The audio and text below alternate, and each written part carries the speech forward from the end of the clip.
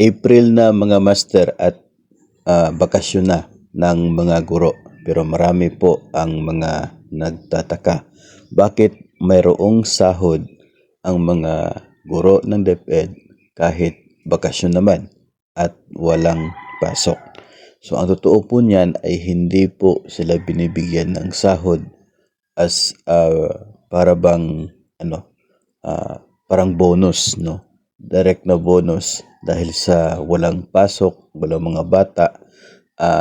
Ang ito pong sweldo na binibigay o sahod na binibigay sa mga teachers tuwing bakasyon ay galing po sa tinatawag natin na proportional vacation pay. Ito pong PVP na ito ay isang uri ng parabang pag-monetize sa naipon na vacation credits ng mga teachers. Ang mga guro po ng DepEd ay walang bakasyon tuwing buong school year. Wala silang vacation leave na pwedeng magagamit. Kaya ang ginawa po ng DepEd ay sa bawat araw na pagtuturo, bawat araw na pag-serve sa isang school year, ay meron sila itong katumbas na porsyon, no, na siya pong tinatawag na PVP, at iniipon ito sa bawat araw na duty sa pag-serve hanggang sa katapusan ng school year, kung saan yung proportion po niya na kapag ikaw ay nakapag-serve ng isang buong school year na hindi ka umabsent na walang bayad, yung vacation, personal leave, pag hindi po ganon, ay yung naiipon mo na PVP ay sakto rin na pambayad sa buong Christmas at summer vacation. So, proportion po yun.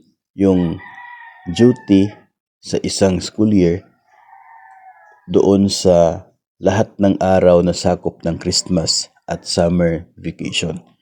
So, kung 100% yung pag-serve mo sa isang school year, 100% ng araw sa Christmas at summer vacation ang katumbas ng naipon mo na proportional vacation pay days, PVP days.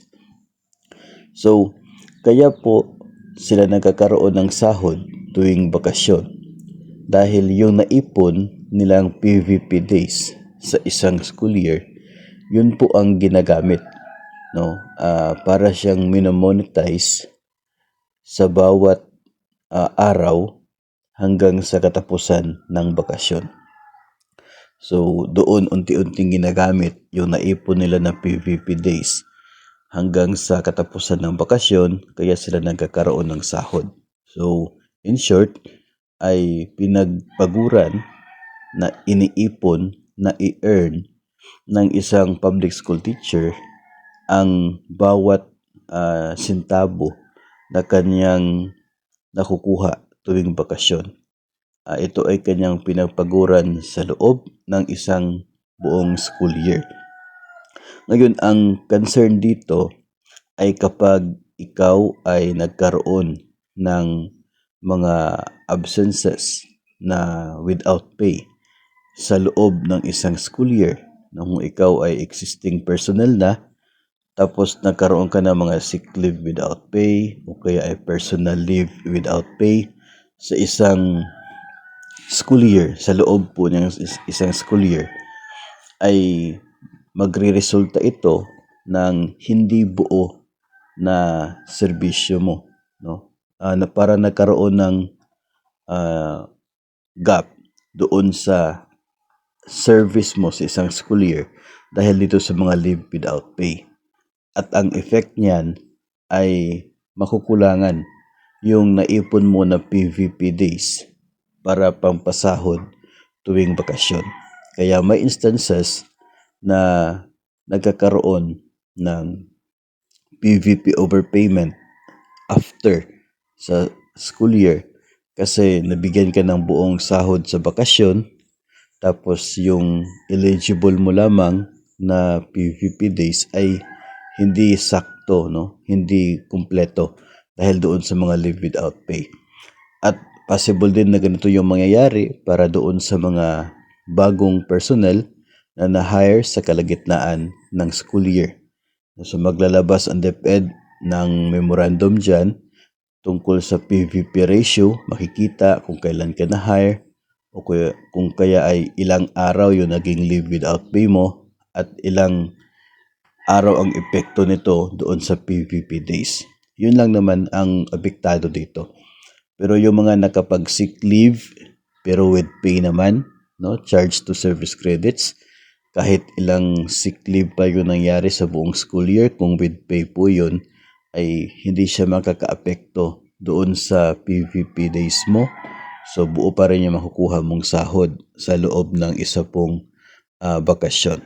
So yun po ang maging sagot kung bakit nagkakaroon pa rin ng sahod itong mga teachers natin kahit na bakasyon, walang pasok, kahit itong uninterrupted na bakasyon from April 1 hanggang sa May 1. Walang DepEd activities pero may tinatanggap na sahod. Yun po ay dahil sa naipon nila yan noong sila ay nagserbisyo sa loob ng isang school year. Dahil na rin wala silang bakasyon na binibigay sa kanila, no?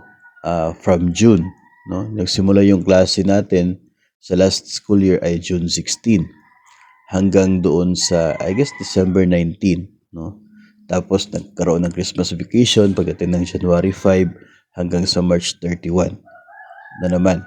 Walang bakasyon na allowed to the teachers, kaya yung supposedly vacation credits na naipon nila doon, yun ang ginagamit nila ngayong bakasyon para magkaroon sila ng sahod. So ganun po ang explanation dyan.